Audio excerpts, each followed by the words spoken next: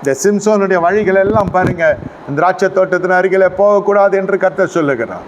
ஆனால் இந்த மனுஷன் அங்கு தான் போகிறான். தெரியாது ஐயா, வளர வளர தெரியாது. ஊழியத்தின் ஆரம்ப காலகட்டத்தில் அவர்கள் பிரதிஷ்டையில் கண்ணும் கருத்துமாக இருப்பாங்க. அப்போ ஜனங்க குறைவாக இருப்பாங்க, அல்லது அவர்களுக்கு ஊழியமும் குறைவாக இருக்கும். வளர வளர ஜனங்கள் பெருக பெருக, அல்லது உங்களுக்கு அழைப்புகள் பல இடத்துலேருந்து வர வர நீங்கள் எதற்காக அழைக்கப்பட்டுள்ளோ அதை மறந்து விடுவீங்க. எதற்காக நீங்கள் உருவாக்கப்பட்டீர்களோ கர்த்தருக்குள்ளே அதை மறந்து போய்விடுவீங்க. நம்ம எல்லாம் கூடுகிறது எதற்காக என்று கேட்டால் வருகைக்காக, ஆராதனைக்கு என்று சொல்லக்கூடாது. நம்ம எதற்கு ஆராதனைக்கு கூடுகிறோம், எதற்கு சாயங்காலத்தில் கூடுகிறோம், எதற்கு காலையில் கூடுகிறோம், எதற்கு சபை கூடி வருதல், உங்களை பரிசுத்தப்படுத்துகிறதற்கும் கிறிஸ்து இயேசுக்குள்ளே நிலைத்திருக்கும்படியாக கரைதிரையற்றவர்களாக வருகையில் காணப்படுவதற்காகத்தான் இந்த அரங்கேற்றமே நடைபெறுகிறது. ஊழியத்தினுடைய மிகப்பெரிய காரியம் என்னவென்றால் 1000 பேருக்கு ஆலயம் கட்ட வேண்டும் என்பதல்ல, 10,000 பேருக்கு போய் சுவிசேஷம் சொல்ல வேண்டும் என்பதல்ல. வந்திருக்கிற ஜனங்களை வருகைக்கு ஆயத்தம் பண்ணணும்.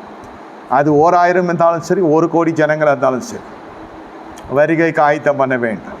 சிலர் விழிப்புணர்வை பறைசாற்றலாம், சிலர் சுகத்தை பிரகடனப்படுத்தலாம், சில தீர்க்க தரிசனத்தை உரைத்து கர்த்தர் உயிரோடு நிரூபிக்கலாம், சில அற்புத அதிசயங்கள் செய்யலாம். ஊழியங்கள் வித்தியாசமானது, அழைப்புகள் வித்தியாசமானது. எல்லா சேவையும் கர்த்தராகிய இயேசு கிறிஸ்துவுக்கு மட்டுமே போய் சேர்வதாக மகிமை கர்த்தருக்குரியது. ஆனால் நாம் சபை என்று வருகிற பொழுது வருகைக்கு ஆயத்தமாக இருக்க வேண்டும். வருகைக்கு நீ செப்பனிடப்படுகிற பொழுது சரீரத்தில் சுகவீனங்கள் எல்லாம் சுகமாக மாறும். நடக்காத அற்புதங்கள் அதிசயங்கள் நடைபெற போகிறது. உங்கள் ஆத்துமாவை குறித்து கர்த்தர் மிகவும் கரிசனையுள்ளவராக இருக்கிறார். இந்த திருமணம் ஆகாத ஜனங்க திருமணம் ஆக வேண்டும், அந்த ஜனங்களை குறித்து பயப்படுவாங்க. ரட்சிக்கப்படாத ஜனம் வந்தால் என்ன பண்ணுறது? பாவியான மனுஷன் உள்ளே வந்துட்டா, பாவியான ஸ்திரீ வந்துட்டா, கர்த்தருக்கு பயப்படுற பயம் இல்லாத ஜனங்க வந்துட்டா என்ன பண்ணுறது? நீ வருகைக்கு ஆயத்தப்படு.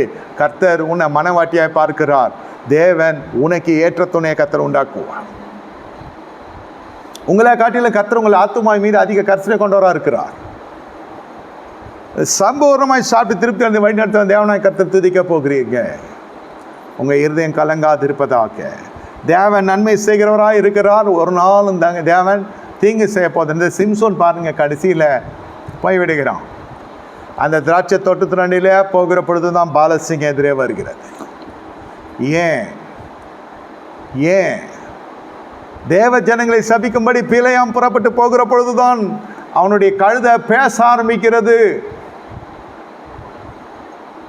நல்ல புரிந்துகளுக்கு வழிகளெல்லாம் தாறுமாறாக இருக்கிறது.